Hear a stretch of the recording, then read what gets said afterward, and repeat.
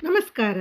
ಭಗವದ್ಗೀತೆ ಎಂಬುದು ಸಾಂಪ್ರದಾಯಿಕ ತತ್ವಜ್ಞಾನಕ್ಕೆ ಧರ್ಮ, ಕರ್ಮ ಮತ್ತು ಭಕ್ತಿಯ ಮಾರ್ಗವನ್ನು ತೋರಿಸುವ ದಿವ್ಯ ಗ್ರಂಥ.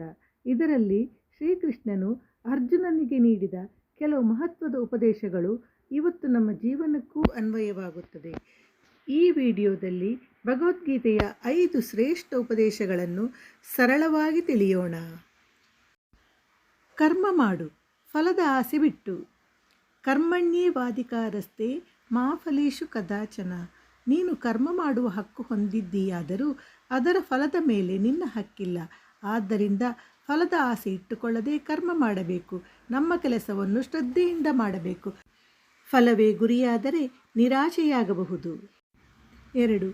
ಧರ್ಮಹೀನವಾದಾಗ ದೇವರು ಅವತರಿಸುತ್ತಾನೆ. ಯದಾ ಯದಾ ಹಿ ಧರ್ಮಸ್ಯ ಗ್ಲಾನಿರ್ಭವತಿ ಭಾರತ. ಯಾವಾಗಲಾದರೂ ಧರ್ಮದ ಹೀನತೆ ಸಂಭವಿಸುತ್ತದೆಯೋ ನಾನು ಅವತಾರ ಧರಿಸುತ್ತೇನೆ. ಇದು ಧರ್ಮಪಾಲನೆಯ ಸಂದೇಶ. ದೇವರು ಸದಾ ಸತ್ಯಪಥದ ರಕ್ಷಣೆಗೆ ಬರುತ್ತಾನೆ.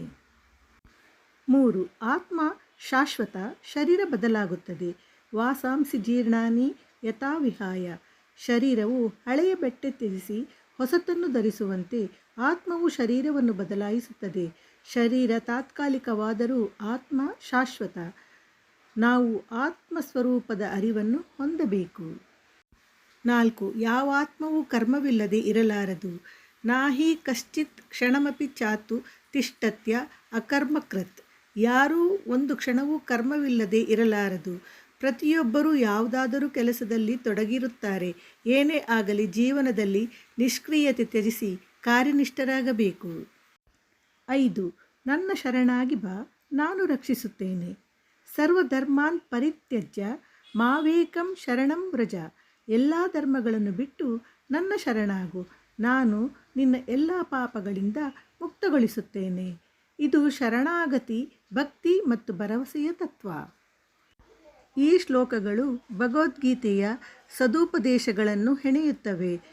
ಇಂದು ನಮ್ಮ ಜೀವನದಲ್ಲಿ ಶಾಂತಿ, ಧೈರ್ಯ ಮತ್ತು ದಿಶೆ ಬೇಕಾದರೆ ಶ್ರೀಕೃಷ್ಣನ ಈ ತತ್ವಗಳು ಬೆಳಕು ತೋರಿಸುತ್ತವೆ.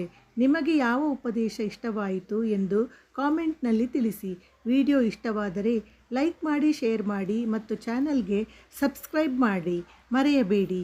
ಧನ್ಯವಾದಗಳು.